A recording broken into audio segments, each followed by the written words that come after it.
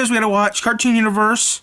And that pony, that box guy I like watching. 1, 2, the boxy guy. Boxy guy. Yeah. So we have 2 videos to watch. So we're going to watch Barbie Wire, we're going to watch Cartoon Universe, then we're going to watch the box guy. I think it's Pony guy. Mando! A lot has changed around here. The Mandalorian. In the most recent trailer for Hell of a Boss, we got our first fluid look at Barbie Wire in motion. The next episode we're getting appears to focus on Stryker in the Wrath Ring again, but after that, it looks like we'll be getting this episode finally focusing on Blitz's sister. I'm curious. So today, I want to talk about everything we know about her so far, and my theories for how this will play out in the show. My name is Nick Cut. Hit that subscribe button. I think he put her in rehab. Dive in. Barbie Wire has her origins all the way back in the pilot, where she was presented on a poster with Blitz and another imp, collectively called the Imp Siblings. The pilot had a lot of differences from the main show before all the lore and history was finalized, however, and in the series proper, Blitz and Barbie Wire would appear on the poster alone as the Imp Twins. The third sibling, named Tilla, would be reimagined as the mother of Blitz and Barbie Wire as opposed to their sister, something emphasized in episode 7 when we see some of Blitz's family photos, after which Blitz begins crying. This seems to be a reference to the falling out the two had, something also noted in the trailer when Barbie Wire claims Blitz has ruined her life enough. The timeline of Blitz's life is rather hazy, and it's hard to know when this falling out would have taken place. The pattern of Blitz so far is that he never really achieved the kind of fame he needed to be taken seriously, despite having achieved enough fame to be known. As a kid, he was a regularly featured member in his family's circus, so he was known, but he wasn't very good at his job, constantly making horrible jokes, so he wasn't very popular. Fizzaroli worked at the circus as well, but immediately was more popular and endearing, a pattern that would continue into adulthood where he would somehow end up working for Osmodius, with all of them loving his Robo Fizzaroli love dolls, and one of them being used to entertain crowds in the greed ring. It's hard to say when Blitz and Fizz would have their own falling out, or even if it was before or after Barbie Wire's own falling out. Blitz could have spent his young life bouncing back and forth between these two, doing different acts with each of them, before ending up at Lululand, which I presume to be the final part of his acting career, and before moving on to be Verosika's bodyguard, which helped him transition into the business of violence he now runs at IMP. In episode 3, Blitz accused Verosika of going to rehab, to which she says that rehab was for people who are no longer famous, such as his sister. Looking at the poster of the Imp Twins, Barbie Wire seems confident and Blitz seems extremely nervous. My theory in the past is that Barbie Wire went on to be famous after leaving Blitz behind, but it seems possible that Barbie Wire's story is similar to that of Fizzaroli's. In both cases, Blitz is someone who is known, but not popular, was the terrible opening act for the person more successful, such as Fizzaroli or Barbie Wire. This pattern would explain why, in the preview we got for the originally planned episode 8 that takes place at a Hellhound party in the Gluttony Ring, Luna says that the other people at the party seem to know Blitz. Not that he was particularly famous the way Verosika was, but rather that he was stable to more famous people in his youth, such as Fizzaroli and Barbie Wire. Blitz thus becomes someone that a lot of people saw at the circus, perhaps a very famous circus for some time, but he was someone who was always met with criticism instead of praise. It's perhaps even possible that Blitz ruined his relationship with both Fizzaroli and Barbie Wire at the same time while working with them at his family circus. We know that Blitz has his scar at some point while working for Verosika, but not while performing with his sister as one of the amazing Imp Twins, and we never got to learn the fate of Blitz's father or their family circus. Perhaps Blitz did something so terrible that the entire circus burned down, perhaps being the accident that burned his face, giving him the white scar, and perhaps damaged Fizzaroli's limbs, leading to him getting his robotic enhancements and then moving on to work with Osmodius. Episode 2 may have even foreshadowed this when Blitz attacked Robo-Fizz in the circus at Lululand, which ended with the circus and 10 and really the whole park burning down, and Robo-Fizzaroli's face burning with a pattern similar to the one that Blitz has over his eye. Barbie Wire, meanwhile, would struggle to find a new job perhaps, sending her career spiraling downward. While she was once someone who people discussed alongside a pop star like Verosika, it would appear, she seems to have been demoted to a rather lowly position in what I believe to be Osmodius's army. Verosika has celebrity status as a pop star in hell, but that translates into her using musical performances to encourage lust on Earth. While this is something we've seen done by Succubus, someone with the appeal Barbie Wire seemed to possess might be seen as a useful tool for the Ars Goetia. Maybe she's married, Maybe she loves someone. This Barbie Wire-centric episode appears to take place with the IMP gang on a mission up to Earth. It's hard to say who their target is, but Moxie has to go undercover as a preteen girl. Since Episode 1, missions to Earth are never just missions to Earth, and instead became overlapping adventures with other characters, such as the Cherubs, the Secret Agents, or even Octavia and Stolas in the recent Hollywood episode. This episode seems to be repeating that pattern by having this middle school infiltration involve Barbie Wire, who we saw to be in a human disguise. IMP, of course, seems to be interfering with whatever Barbie Wire's mission is, and she ends up seeming to defend some guy who some fans believe to be Barbie Wire's boyfriend, but I'm not convinced. This guy has a whistle, so I imagined him to be some sort of gym teacher or something to that effect, and his expression is one of confusion at what is happening. If Barbie Wire had a similar appeal to Veroska, perhaps she is used to infiltrate girls' social groups and present herself as a popular but indecent girl, if you will, so that other girls try to copy her, which would be a funny twist after Moxie himself is trying to infiltrate a preteen girl clique and act like he's just extra mature. However, it's possible that Barbie Wire isn't here to promote lust herself in some way, like Veroska and Succubus do, and has instead fallen so far from her fame that she is now doing bodyguard work the way Blitz had to. There is a lot of talk of imps getting hired in the Wrath Ring as well for violent-type missions, and this may be an example of that, with imps being bodyguards sent up to protect Succubus, Incubus, or whatever other demons that have been sent up. Something we even see with Veroska's Hellhound bodyguard, Vortex. That could make this guy, as innocent as he may look, some sort of figure hell.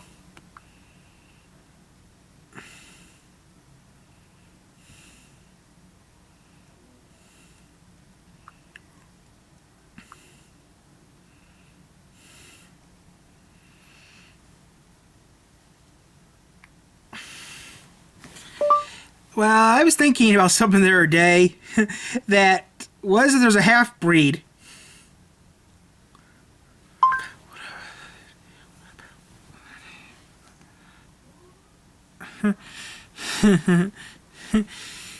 Me and some colleagues were thinking about half-breeds. They don't exist. Maybe Barbie Wire wants to have a half-breed. Maybe Barbie wants to have a half-breed.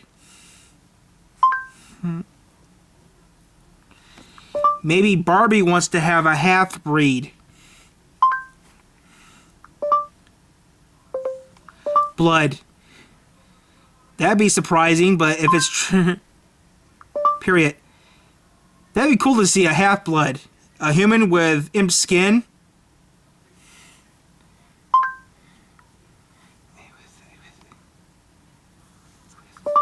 Imp's abilities.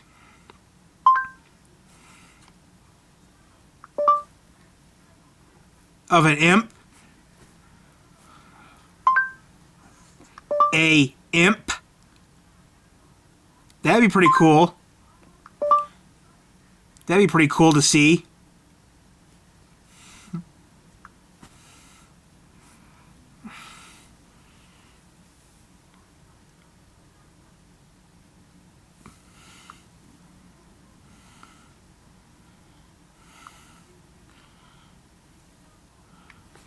Barbie wants to have a kid that's a half-blood.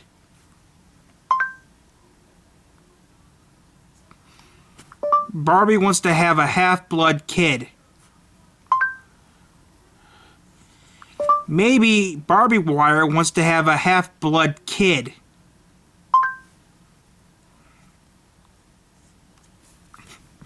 I like to know how long it takes for... Once protected, whether human or another demon in disguise, Yeah, which gets into very sketchy territory really fast with these preteen girls in the story, and I'm curious to see how this will actually play out in the episode, as I imagine it'll be really something more silly based off of just how funny Moxie is as a preteen girl. I might just be really overreading things, but I'm curious to see where it goes.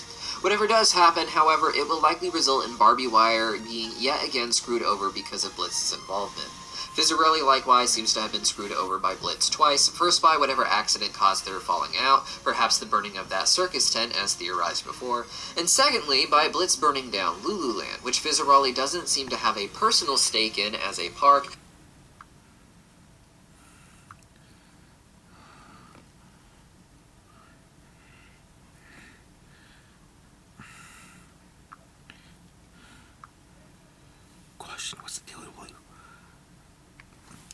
Question, what is the deal with Wally Wackford? Question mark. Because he's in like almost every single video. Period. Period. That goes around.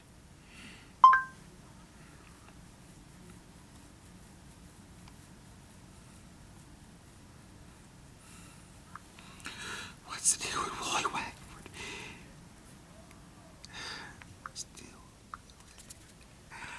But was making a lot of money off of, apparently, with the RoboFizz that he allowed to work there.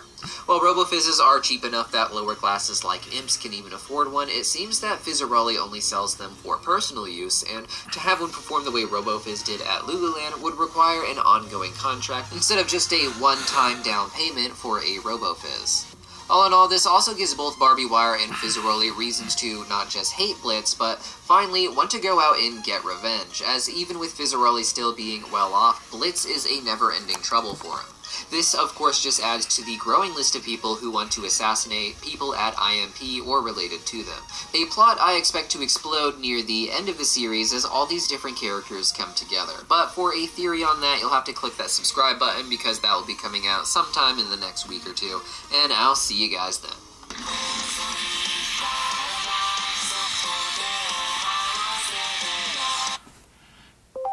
Fan pony. Nope, that's not what I meant. I want the box guy. I don't know why some people need to pick proper names, because some of the people I watch have long ass names that make no sense. I hired an assassin to kill me. Fan the pony. I'm afraid our time isn't up yet. This is for your own good. I just played it. Bring peace to all. Did it. Hurry. And then there's Mummy. He's dead. And then there's Mummy. He's dead. Okay. Oh, sweet, merciful horns of the devil! X's and O's is such a breath of fresh air compared to the last episode. I mean, seeing stars wasn't a complete train wreck or anything, but it did derail the train a bit. Sending it careening off a cliff, crashing into a forest and killing several endangered species, but hey, it could have been worse. Yeah, my main problem is that seeing stars basically force-fed us a bunch of farm-fresh ideas before they had the time to write them, modern and then life. subsequently salted those plots so nothing could ever grow there again. Ergo, you're blowing your emotional loads way too early, guys. We could have had full-fledged episodes about Luna and Octi on a Goth Girls Day Out. Blitz first returning to the stage after so many years. Blitz and Luna having a sweet bonding episode with a flashback as the emotional climax. But because all those ideas were smooshed together into one misshapen mass, that can't happen anymore. But luckily, the third entry in Season 2 is much more of a straight shooter, with a well-paced, easy-to-follow story, emotional reveals that perfectly land, and plenty of the on-brand chaos and vulgarity that the franchise wears like a badge. And despite some shortcomings from last time, this story brought me back into my ecstatic, HB-loving state once again. Just when I thought I was out, they reel me back in.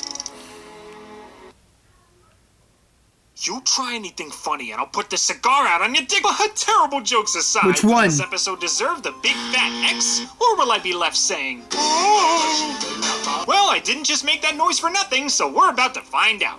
If you have any thoughts on the latest IMP escapade, be sure to leave a comment below. And if you want to see me review every other Hell of a Boss episode, there's a handy playlist link in the description that is just itching to be clicked on. Let's show this fresh meat how our family does business around here.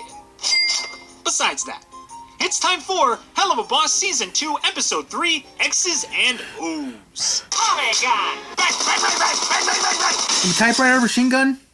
The episode starts off with, I am not. Hey, can I employ your services real quick? Great. Here's your target. Here's the money. Just take care of it right now. Thank you. Whew. So, anyway, the episode starts off with Millie having a GameStop return policy level rage fit where she tears apart the entire office and... Ugh! Right in the dick. Reveals her tendency to immediately go for the cheap shot. Yeah, apparently she ran into an ex on her walk to work, and they did not seem to end their relationship on a good note. Lesson learned, boys. If you ever date a woman from the Wrath Ring and you screw her over, she'll make sure you never screw again. Don't play it again! Ugh. So Blitz gets a phone call from a new client who states that their presence is required at his personal estate. I also really like this subtle line here where Blitz says that killing demons isn't exactly their business no more, implying that they probably started off as a run-of-the-mill murder business before grabbing Stolas' book to have more of a standout gimmick. It's a really nice touch, and I hope we get to see an episode where IMP first got started.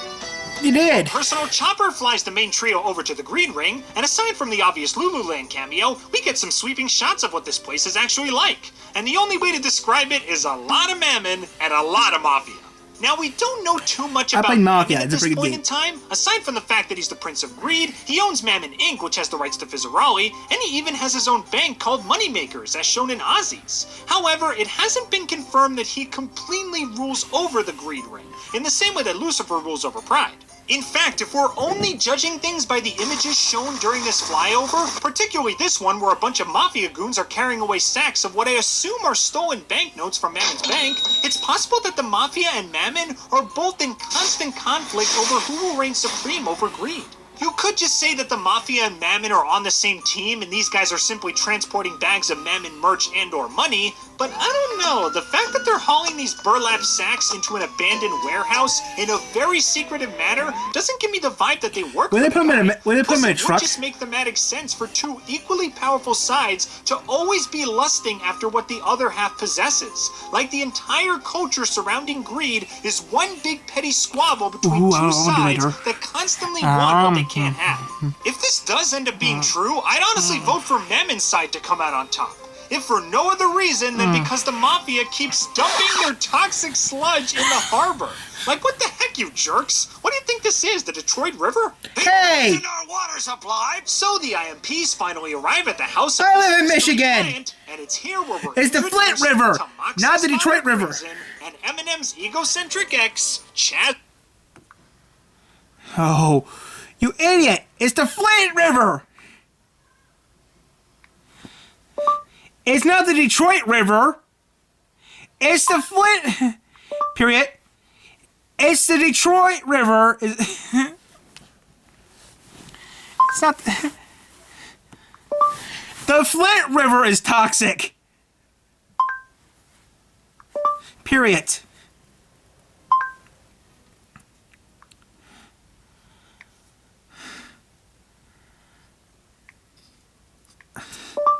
I live in Michigan. The Flint River is toxic.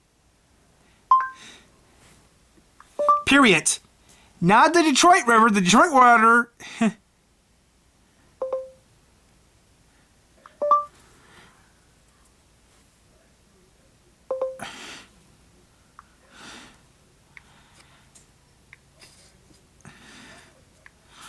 All the factories dump their toxic chemicals in the Flint River. Period.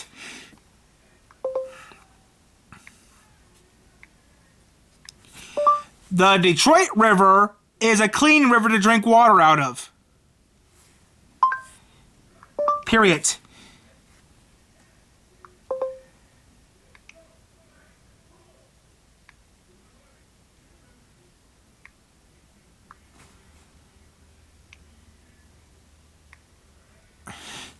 If you lived in Michigan, you would know that. Period. Period. Get your facts right.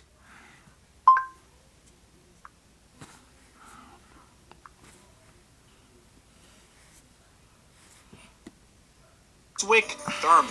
Two characters that absolutely elevate this episode to a whole new level. And I'm gonna break down why. Starting with Chaz, I just gotta say it is so refreshing to see a sexually charged...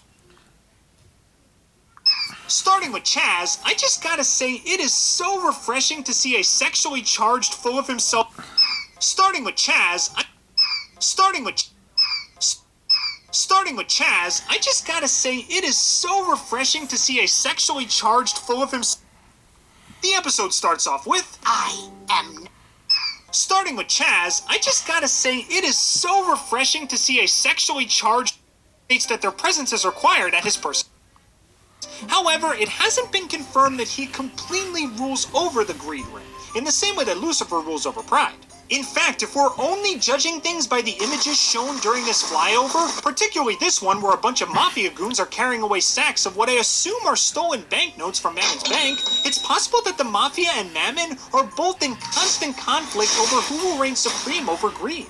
You could just say that the Mafia and Mammon are on the same team and these guys are simply transporting bags of Mammon merch and or money, but I don't know, the fact that they're hauling these burlap sacks into an abandoned warehouse in a very secretive manner doesn't give me the vibe that they work for the guy. Plus, it would just make thematic sense for two equally powerful sides to always be lusting after what the other half possesses. I don't have Twitch like or the I entire have YouTube. culture surrounding greed is one big petty squabble between two sides that constantly want what they can't have.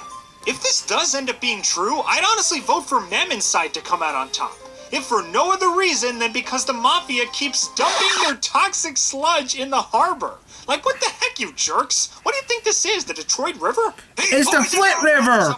So the IMP's It's the finally Flint arrived at the River, not house of Detroit. this The Flint mystery River's client, toxic. And it's here where we're introduced to Moxie's father, Crimson, and Eminem's egocentric ex, Chazwick Thurman. Two characters that absolutely elevate this Chazwick episode Thurman to a is whole his new name. level. And I'm gonna break down why. Starting with Chaz, I just gotta say it is so refreshing to see a sexually charged, full of himself side character who is just a complete and total loser. I mean, Verasic and Stryker really are all that in a bag of chips. So when they boast, they can absolutely back it up. But this dude would be lucky to scrape the crumbs off the bottom of the bag. If he was on a menu, he'd be fishing nothing. He constantly tries Shark to build and chips. himself up as this Woo! luscious, irresistible god of the bed, who can charm the pants off any creature that walks his way. Wait, Even sharks have tries to two seduce dicks. Moxie with this sensual love jam while they're in the room together. But because he's got all the Casanova energy of fat bastard after a Chili's binge, he makes really awkward innuendos, he flubs his lines, and he attempts to do a striptease which only annoys and hurts Moxie more than anything. And it's absolutely hilarious. In fact, when I heard that they got local funny man and parody artist Eric Schwartz to voice him, I thought he actually had a hand in writing this song. But nope, all he did was perform it. Eric He does Schwartz? a flawless job. Oh my All oh that my said, god. though, while Chaz Eric is not Schwartz is exactly awesome. tough, I could still understand why Moxie would fall head over heels for him at first. Eric The guy Schwartz was is a good-ass basically raised in an comedian. environment of abuse, lovelessness, and external isolation for multiple years up to their first meeting. So it makes sense that the first person to give him the come hither eyes would absolutely cause some sort of spark. He has yet to witness the true love and raw bedsheet passion that someone like Millie brings to the table. So to him, a subpar partner like Chaz would absolutely seem like the best thing I'm just ever goofing, when guys. viewed I'm through his limited just lens. relaxing, staying- If you've just never goofing. had a juicy, freshly made whole-beef burger and just eat fast food for the rest of your life, that's going to be your only frame of reference. So you're just going to assume that nothing else could possibly be better. But after a moment of bitter betrayal and a chance to taste the true prime rib of partnership, there's no reason for Mox to go back to Arby's anymore, so he kicks the sucker out. Don't remind me, I Really worked at close. Arby's. In the end, the only person who's willing to bang old Shark Week is Blitz, who quickly identifies that something is up due to Chaz's poor performance in bed. And this makes for what is possibly the most unintentionally funny thing in the entirety of Hell of a Boss. Hear me out. There's a scene at the beginning where Millie punches over a filing cabinet which has Blitz's suggestive photos in it.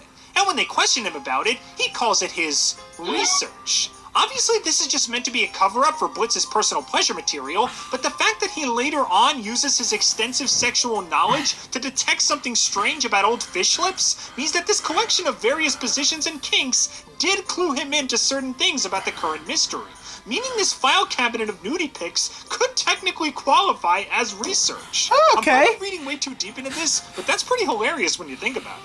Speaking of Blitz's little mystery, he eventually goes out to Chaz's car to investigate, and surprise, surprise, turns out he's a big fat phony liar who merely wanted to marry into Moxie's family just to reap the rewards. I'll admit, when I first saw Mammon's logo inside of this dude's pants, I thought maybe he was hired so that Mammon could have an in with the head of the mafia and dismantle it from the inside, turning the tide of the M versus M conflict in his favor. But nope, Chaz just rented the suit from one of Mammon's businesses, so he's just a nobody who desperately wanted to dig himself out of the hole of poverty. Oh well, at least he doesn't have to worry about being broke anymore, because thanks to IMP's investigation, Chaz has officially become the latest addition to Crimson's backstabber-laced home decor. Rest in peace, Chaz. You will be missed. And good version of the voice for him. By someone, I'm sure. I use trainers in all of my decorating. Oh, that's classic. Canva whiteboards? Totally get our ideas. He did! Just dead! Space. You gonna watch that, Irving? Storms are a vibe. Love your Maybe. work? Decorating. And speaking of Crimson, let's talk about the big daddy of this operation. God. Crimson is hands down the scariest and most dangerous The worst antagonist parlor we've in seen the in the show series. so far. While most HP baddies range from threatening but still charming, to all-powerful but still tongue-in-cheek, to just straight-up pathetic, there is absolutely nothing goofy He's or the likable worst. about this guy whatsoever. I guess he's funny in a meta sense, since his conversations with Moxie are literally just Richard Horvitz arguing with himself. No, Master. Not fishing. I hate you. I hate you too. But in Oh, this that's episode old. alone, he is ruthless, sexist, manipulative, abusive, willing to kill anyone that messes with his predetermined plans, including family, and need I repeat, decorates his home wall to wall with the dismembered body parts of any backstabbers. All with Horns. an emotionless business-first type mindset, a cold, calculated demeanor, and a seemingly endless team of muscle at his disposal. Despite his short stature and low rung on the social ladder, this is a dangerous demon, which only makes Moxie's eventual triumph over him all the more satisfying. I'm sure there are a bunch of people who think the whole Moxie standing up for himself plot is just getting repetitive at this point, but in my opinion, this batch of episodes shows a perfect sense of escalation. With Moxie standing up to his boss, then standing up to his in-laws, then standing up to a literal prince of the underworld, then standing up to his father. The root cause of his lack of confidence in the first place. They're not recycling, they're building. Showing Moxie obliterating every confidence-based obstacle in his way until all his scaredy cat tendencies he Sorry, used to 5 have are o'clock just already. a thing of the past. Honestly, all we need Absolutely now is not. Moxie standing up to Lucifer for his oppressive class system, and I'll finally be done with Moxie Confidence Bingo! And just like always, Richard Horvitz absolutely nails his performance, showing that Moxie can be just as cold and stern as his father when all the chips are down. You think you're some kind of high and mighty symbol of authority, don't you? Walking around with literal shirts and suits like this is freaking Toontown? Well, my patience, much like your stature, is running short. So why don't you just mosey on out of my business before we make this a shotgun wedding? Ooh, shotgun Okay, wedding. it didn't play out like that, but you get the idea. Honestly, when I examined Crimson up close, I'm kind of surprised that Moxie came into the world at all. I mean, what kind of woman would want to share a bed with a guy like... Whoa!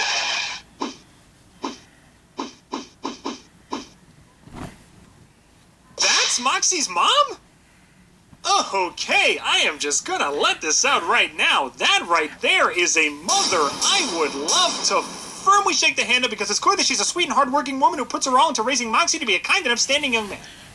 Yeah, and the little Honestly, I have nothing but endless praise for someone who's able to raise their kid to be a kind and caring soul in a family full of greedy, sin-ridden monsters with this piece of waste as her other half. She was the one shining beacon of morality in a sea of malcontent and deviousness. And she was so unwilling to conform to her husband's methods of child raising that she would eventually wind up at the bottom of that very same sea with the rest of Crimson's victims. I honestly don't believe that Crimson forced Moxie to be the one to push her over, as there's plenty of evidence against that idea, but the fact that her shoe is still so pristine compared to the other objects at the top of the water might imply that her disappearance occurred very recently. Meaning Crimson didn't even give Child Moxie a grieving period and just immediately shoved him into the role of the soon-to-be heir of the Mafia. Jeez, the more and more I read into this guy, the worse and worse he gets. But if I can give Crimson credit for one thing aside from his impeccable taste in women, it's that his behavior works as a perfect comparison piece to one of my favorite character dynamics in the show. In my eyes, Crimson is not Moxie's dad. His dad has and always will be Blitz. And I don't mean that in some kind of game theory, unmasked conspiracy kind of way, but I do mean it in every other way. An effective parent needs to bring 3 things to the table. They need to teach, they need to support, and they need to provide. And if we look at both Crimson and Blitz's behavior with Moxie throughout the series, despite surface level similarities, the difference is night and day. Crimson in general is an authority figure that physically and verbally abuses Moxie on the regular, mocks him for his sexual preferences, and gives him a job in the killing business. But all of that was solely done to further fuel his fragile fear-mongering reputation. To him, Moxie is meaningless as a person. He's a lump of clay to be molded into an heir at best, or an asset for greater business ventures at worst. He constantly abuses Moxie to further cement his status as the most feared imp in the Green Ring, and maybe all of hell itself. Like I said before, imps are only 1 tier below the complete bottom of hell's social hierarchy, so Crimson probably feels the need to overcompensate as much as possible, ensuring that everyone alive fears him and everyone who doesn't is dead. And Moxie is either going to carry that reputation forward or be cut off and cut out after he's served his purpose. He takes absolutely zero interest in understanding Moxie's unique sexual preference and basically just lumps any non-straight sexualities together into one big group that are simply after gratuitous pleasure and nothing else. Which, depending on who you ask, can actually be seen as kinda accurate for some families. And he only gave Moxie a spot in the family business for the reasons I already listed above. Moxie is a means to an end to Crimson. Nothing more, nothing less. Meanwhile, you've got Blitz, another authority figure who physically and verbally abuses Moxie on the regular, mocks him for his sexual preferences, and gives him a job in the killing business. But this time with actual love and good intentions placed behind it. Like I've said in my previous videos, Blitz's abuse of Moxie comes from a place of respect and admiration. He knows that Moxie is incredibly skilled and talented, and if he could only overcome those self-confidence barriers of his, he can truly blossom into an incredible imp. So what does Blitz do? He hurls the most over-the-top screaming insults and ridiculous physical violence towards Moxie in an effort to give him the thickest skin possible. He acts like the most obnoxious, toxic person in the underworld, with the mindset that if Moxie can stand up to him, he can stand up to anyone. He didn't abuse Moxie to keep him in line, he did it to fortify him. And you can't argue with the results. Meanwhile, he is also known to throw the occasional snide remark at the things Moxie enjoys in the bedroom, but it never comes from a place of malice or disrespect. It's kind of like a playful, shoulder nudge kind of remark. From all angles, Blitz is 100% supportive and understanding of Moxie's sexuality and has no problems with him exploring it to his heart's content. Sure, he does have his side motives, but unlike Crimson, he is totally on Moxie's side when it comes to these kinds of things. As for giving him a job at INP, while you could say that he just hired Moxie because of his proven skills with a gun during that prison escape, I also like to think he gave Moxie a job because he knows what it's like to live a destitute life and scrounge up what you can to survive.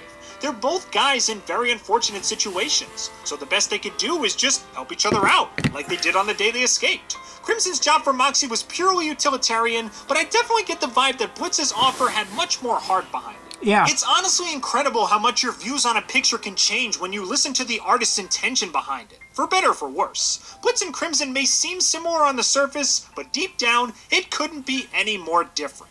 Crimson may be Moxie's father, but in my eyes, Blitz will always be his dad.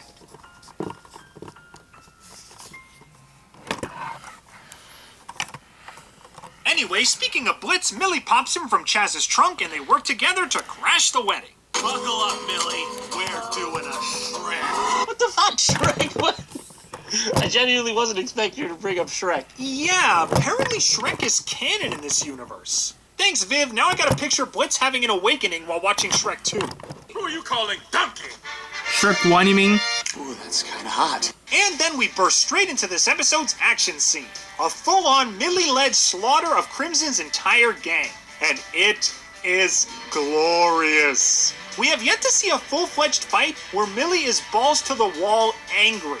We've had isolated scenes in episodes like Harvest Moon and Spring Broken, sure. Heck, even that fight during Truth Seekers didn't portray her as mad. If anything, she was as perky and happy as she usually is. But here, she is absolutely furious. And we get to see all her red-hot rage erupt in one fantastic scene. Every single kill is unique, with Millie's savage brain working a mile a minute to assemble this Rube Goldberg machine of murder with so many over-the-top set pieces. Like, geez, Millie, did you have to rip out this guy's entire skeleton? Deboning him like a Red Lobster lunch special? It's the Wonder Boner. Also, you gotta love that the priest just flips everybody off and walks away. By the power invested in me by our overlord Lucifer, I now pronounce you not worth my time. Peace out. The only issue I have isn't necessarily the episode's fault, and more or less just the trend that it highlighted about the series so far. In a world where shows need to have a good balance of build-up and payoff to keep people engaged, I feel like Hell of a Boss is leaning a bit too far towards build-up. I mean, how many loose plot threads have they established so far? We've got the Cherubs, Stryker, the Dork Agents, Ozzy and Fizz, Blitz and Stolas' relationship status, and now we potentially have Moxie's family wanting to hunt down IMP2. I know that there have been animatics suggesting that some of these plot points are going to be explored in future episodes, but the more lingering developments they pile onto the series, the more worried I am that they won't be able to give us satisfying payoffs for all of them.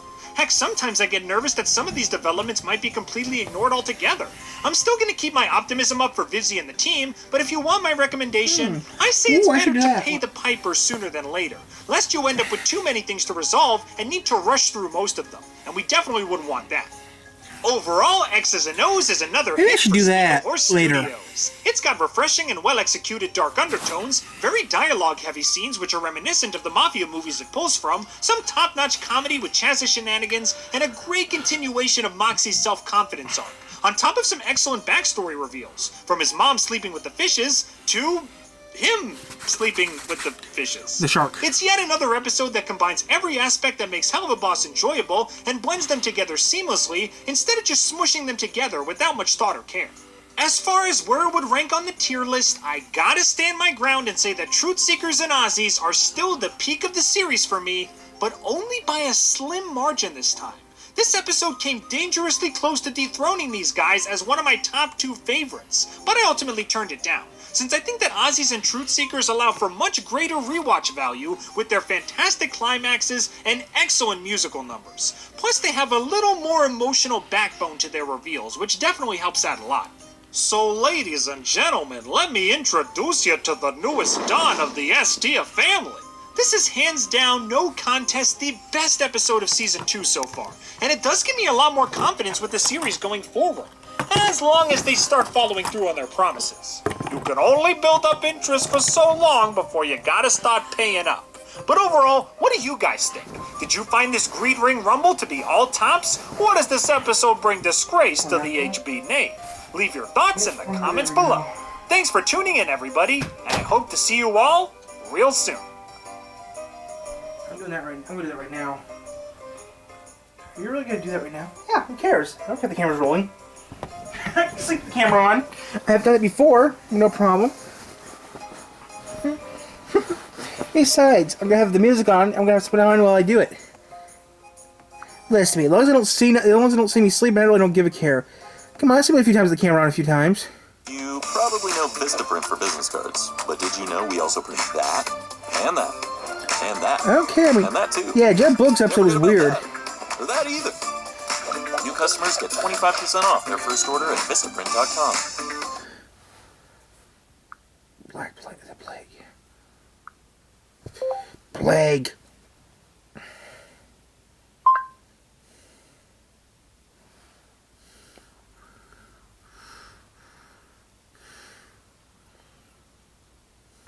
What if the last thing you saw before death was the terrifying bird mask of a plague doctor? I never It heard would be a horrifying sight, but the person Those came wearing it back. was just trying to help you. In fact, knowing why the plague doctors wore the beak mask, and if it worked, could save your life from the next pandemic. Let's start out with one of the crazier aspects of the plague doctor's outfit. There was one piece of the costume that was just as important, if not more important than anything else. The plague doctors included a wooden rod in their uniform, normally tied onto a belt. This was used to poke plague victims to see see if they were still alive, but it also served another, more brutal purpose. The rod was also used to defend the plague doctors from people who might try to overwhelm them. Imagine a frantic group of people who are terrified, in pain, and dying. They would seek any help they could, even if that meant assaulting a plague doctor for his medicine or attention. This may seem counterintuitive for the victims to do, but when everyone around you is dying, common sense goes out the window, and sheer terror takes over. The plague doctors would sometimes have to use their poking rod as a means to defend themselves. They would club plague victims who started pulling at their suit and tried to get too close to them. It was a dangerous job being a plague doctor, but someone had to do it. The plague first traveled across Asia and Europe via the Silk Road. The first recorded outbreak was the plague of Justinian, which killed up to 10,000 people a day during the year 561. The next outbreak, which would become known as the Black Death, happened in the 1300s and wiped out a third of Europe's population.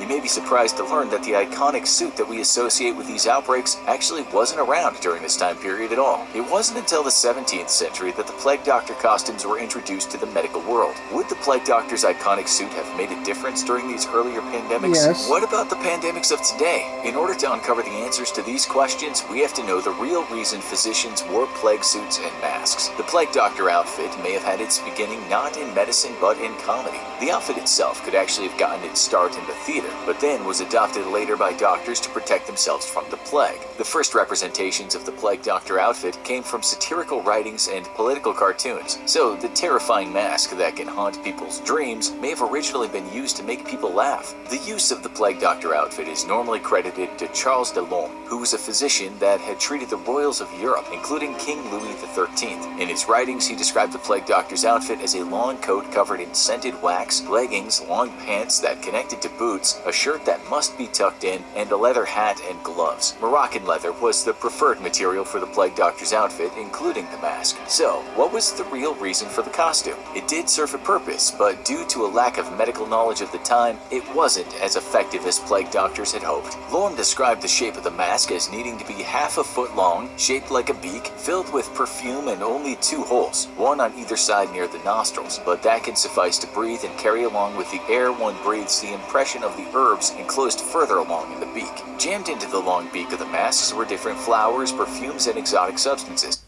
My life before L'Oreal Men Expert? I remember. I was a disaster. My life after L'Oreal Men Expert? Twist, shake, apply. No mix, no mess. Make the switch to Men Expert, the fastest growing men's color brand in America. Discover a better drawing experience in Clip Studio Paint. Clip Studio Paint comes with fully adjustable 3D models for you to use. Change the body shape to match your characters, or import poses from photos. Once you've decided on a pose, you can add other 3D materials and draft your scene. Clip Studio Paint.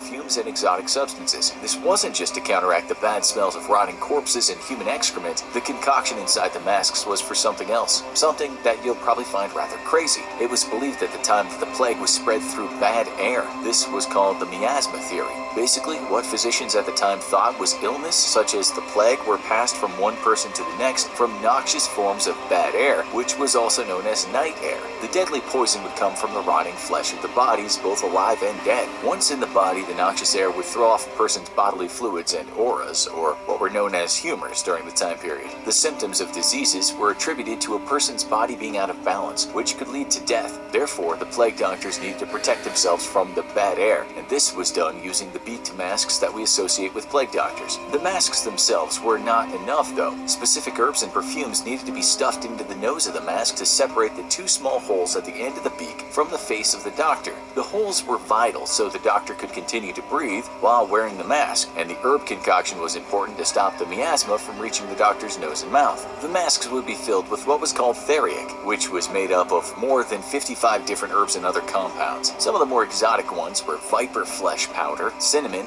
nosegays, and honey. The long length of the bird mask allowed enough herbs to be packed in to provide time for the bad air to be dealt with before it entered the plague doctor's lungs. The mask also contained openings for the eyes so the plague doctor could see. Glass coverings over the holes were required to protect the eyes from the poisoned air. Basically, the mask and everything the plague doctors wore were to protect the body from bad air, connected to the miasma theory. In some ways, this was helpful, as the outfit served as a barrier from the actual harbinger of death that caused the plague, bacteria. The mask itself wasn't meant to be scary so much as functional. But what about the rest of the plague doctor suit? Was there some special purpose to the long coats and brimmed hats? The answer is yes. It was to keep the plague doctor's body as contained as possible from the poisoned air around them. The clothing was also covered in different fragrances to protect the body from miasma. We now know that it wasn't the bad air that was causing the plague, but a bacteria called Yersinia pestis. The bacteria was spread through flea bites, contact with contaminated bodily fluids, and inhalation of water droplets from people who coughed or sneezed that were infected. The interesting thing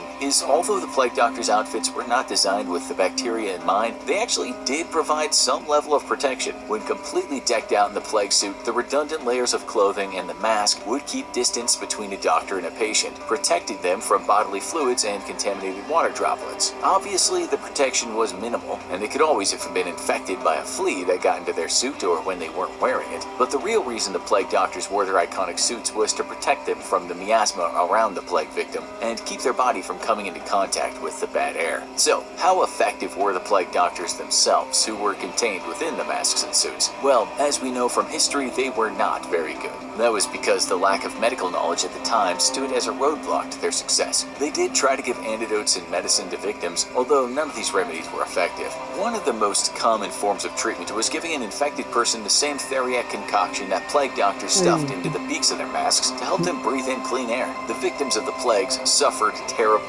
before many eventually succumbed to the disease. Plague doctors had to deal with patients who had swelling of the lymph nodes that would often rupture, causing blood and pus to seep out of the wounds. The infected would also have high fever, chills, vomiting, diarrhea, and be in a lot of pain. The messiness associated with the plague allowed the bacteria to spread rapidly, as most people didn't know what precautions to take or how useful good hygiene could be. By wearing their multi-layered leather suits and long masks, the doctors were able to at least protect themselves from certain forms of transmission of the plague while they treated victims around Europe. But treating the infected were not the only thing the plague doctors did during the 17th century. These physicians were also responsible for being the witnesses of wills as people died in the thousands. They would do this while wearing their plague suits to protect themselves. This may be one of the reasons the iconic image of plague doctors became associated with such horrifying nightmares. The suit was so closely connected with death and everything that went along with it that it became ingrained in people's minds. The plague doctors were also responsible for performing autopsies. Again, those lucky enough to be donning their plague suit at the time of inspection were given some protection from the infected corpse, which is better than no protection at all. Today, plague doctor masks are still worn throughout Europe and in different celebrations such as Mardi Gras. Other carnival celebrations, especially in Italy, often use the plague doctor suit as a commedia dell'arte. Although we often associate the elongated mask of the plague doctor with death and terror, its origins may have been more comedic, which is how the masks are most often used today.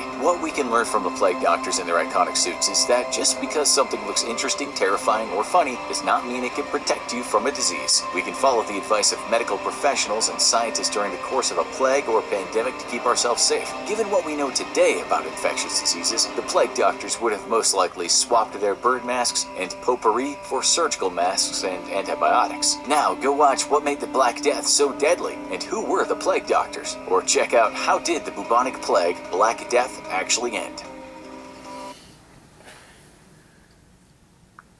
On February 24th of 2022, Russia launched an invasion of Ukraine under the guise of a special military operation. In reality, this was an all-out war against its neighbors.